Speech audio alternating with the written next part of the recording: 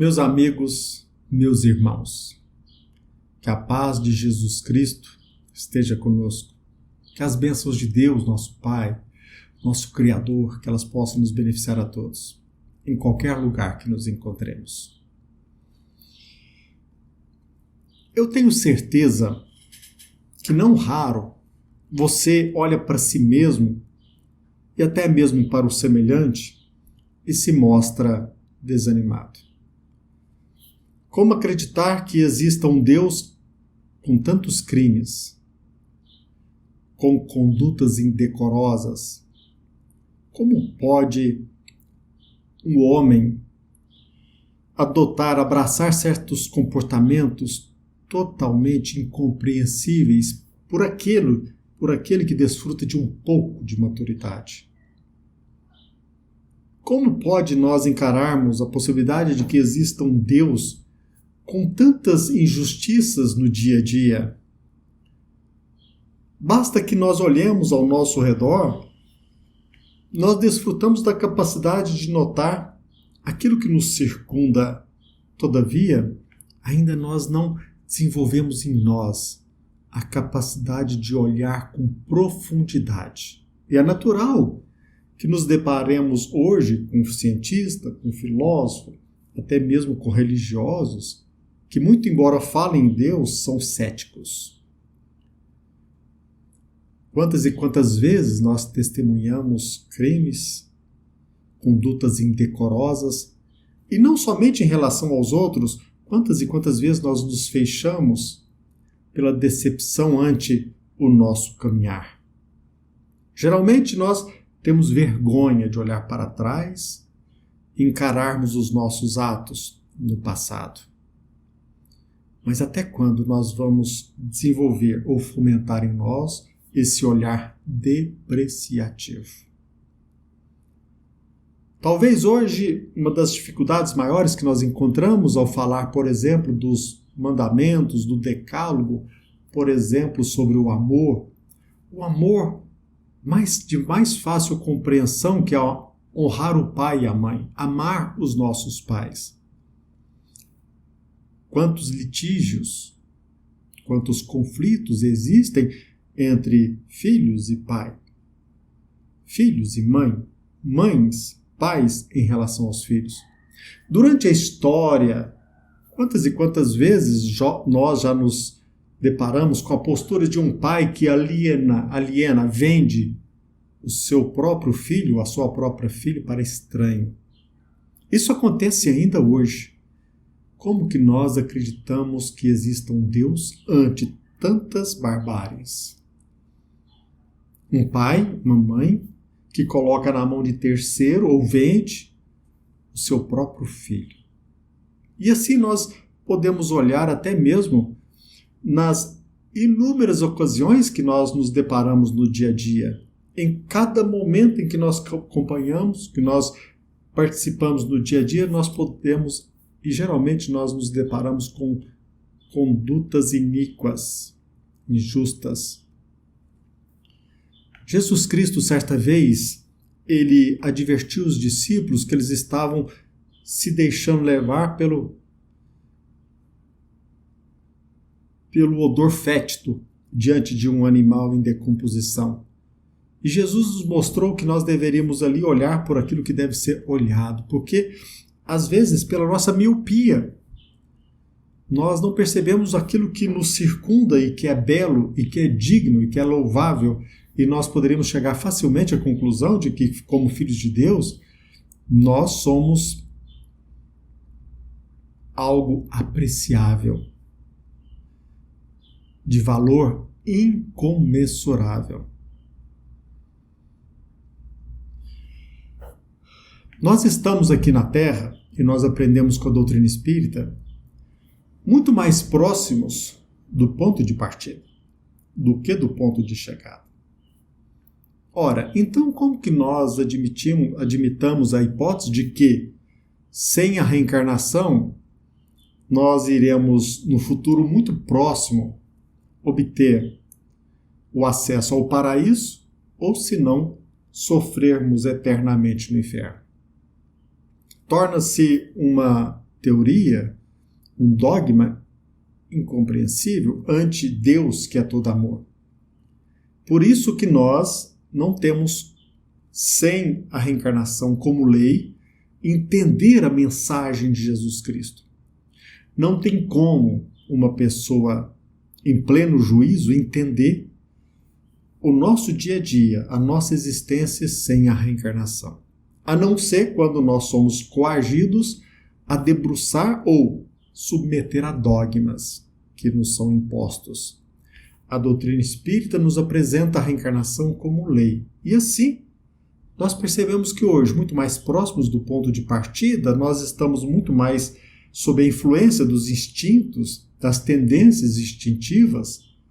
Por isso que nós geralmente nos conduzimos de forma irascível, agressiva. Por isso que ainda hoje nós deixamos conduzir por decisões irracionais. Tentamos resolver tudo à base da força e da injustiça, da malandragem. Agora, com a reencarnação, nós percebemos que nós, como filhos de Deus, fomos criados simples e ignorantes através das múltiplas encarnações. Nós vamos aquilatando ou desenvolvendo o nosso potencial que todos nós herdamos do nosso Pai. A fé, segundo a doutrina espírita, não é algo que se adquire ou se obtém de terceiros. A fé é algo que se conquista. E o amor também é algo inato no ser humano. A doutrina espírita, repito, com base na lei de reencarnação, da reencarnação, nos mostra de forma clara que ainda nós somos ainda muito bárbaros na arte de amar. Ainda nós não percebemos essa pedra preciosa que nós somos e que nós desfrutamos desse potencial de amar em excelência. Se você tiver uma oportunidade, lá no livro Nosso Lar, nós iremos detectar um diálogo entre Lísias e André Luiz. E ali nós aprendemos nesse diálogo que nós estamos aqui para aprender a descobrir em nós mesmos a pedra preciosa que nós somos. Ali, Lísias pergunta a André Luiz onde vive o amor sublime, no corpo mortal ou na alma que é eterna? Onde, André? É claro que nós, como espírita cristãos, nós aprendemos que o amor sublime reside na alma, porque com o passar dos séculos nós iremos aprendendo a amar. E só faremos isso a partir do momento em que nós peneirarmos a nós mesmos nesse autoencontro e descobrir a semente do amor que nós aqui compete a cada um de nós cultivar. Lísias chega para André Luiz e nos apresenta essa frase sublime, distinta, maravilhosa e que serve de alicerce para o nosso aprendizado. Lísias disse para André Luiz: lá, meu caro, lá no círculo terrestre, o amor é uma espécie de ouro abafado nas pedras brutas. Tanto os homens misturam com as necessidades, os desejos e estados inferiores, que raramente nós diferenciamos a canga, a pedra, a impureza do precioso metal. Eu sei que você olha para você mesmo e percebe, eu não amo. Eu sou muito egoísta, eu ainda penso somente em mim mesmo, mas isso é natural no processo de desenvolvimento. A partir do momento em que nós empreendemos esse trabalho de peneirar, a fim de descobrir, ou pelo menos ir ao encontro desse precioso metal que é o amor em nós mesmos, nós encontraremos dificuldade, porque o ato de peneirar, de minerar, não é fácil. Exige sacrifício, coragem, devotamento. Isso nós não encontraremos numa única existência. Por mais que nos esforcemos. Meus irmãos, a pessoa mais madura aqui na Terra, até ela, com exceção daqueles que encarnam em missão, mas nós aqui, nós estamos muito mais próximos do ponto de partida. Ainda nós estamos sofrendo a influência, como eu disse, dos instintos, das tendências instintivas, das pulsões, daquilo que Freud chamava de id. Agora, nós não podemos desanimar. Nós não podemos desanimar ao testemunhar atos execráveis de irmãos nossos. Nós também não podemos decepcionar ante a nossa conduta indevida e às vezes criminosa. Porque aqui na Terra, o amor é uma espécie de ouro abafado nas pedras brutas. Nós precisamos trabalhar, dinamitar aquilo que nos oferece dificuldade para descobrir nós mesmos que é o amor. E somente a doutrina espírita, com base na reencarnação como lei, nos possibilita esse conhecimento. Numa outra passagem em que o ministro Clarencio, no livro Entre a Terra e o Céu, psicografado por Chico Xavier, cujo autor espiritual também é André Luiz, ali Clarencio disse claramente no capítulo 8º, intitulado Deliciosa Excursão, ele disse que o nosso amor ainda é insignificante migalha de luz. O nosso amor ainda é insignificante migalha de luz, sepultada nas trevas do nosso egoísmo. Qual ouro que se acolhe no chão, em porções infinitesimais, no corpo gigantesco da escória. Ainda nós sofremos a influência deste corpo gigantesco da escória. Então, penso eu, que nós não podemos desanimar, porque aquele que empreende esforços para dinamitar os obstáculos, para abrir estradas, para que ele possa, nessa deliciosa excursão, encontrar a si mesmo que essa pedra preciosa, nós enfrentaremos dificuldades. E ao contrário, ao invés do desânimo, o entusiasmo. Eu sei que é difícil. Eu sei, principalmente os psicólogos, os psicanalistas, os psiquiatras, os cientistas materialistas, eles pensam que o amor nada mais é do que uma pulsão, é uma excrescência do corpo, que não existe alma que sobrevive ao corpo. Agora, como nós entenderíamos a nossa existência sem a ideia de pré-existência da alma antes da encarnação ou da concepção e sem a compreensão da sobrevivência após a morte do corpo físico? Nós não somos corpo, nós somos muito mais, nós somos pedras preciosas.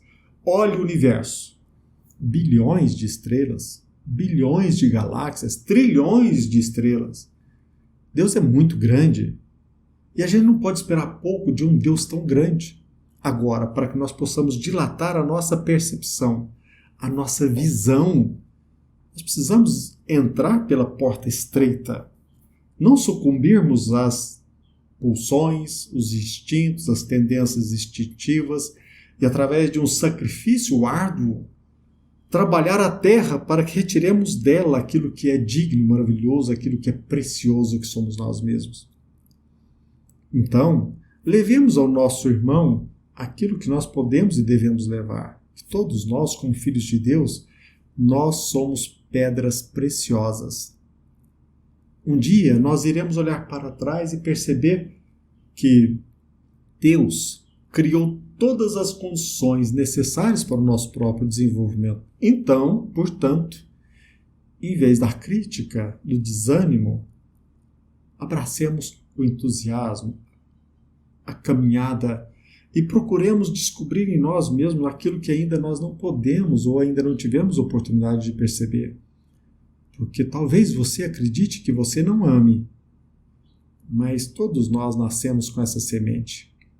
Repito, a fé, segundo o cristianismo, na visão espírita cristã, a fé é algo que se conquista e o amor é algo também que se fomenta através do trabalho, no alto mergulho, para que nessa deliciosa excursão nós possamos perceber aquilo que é digno.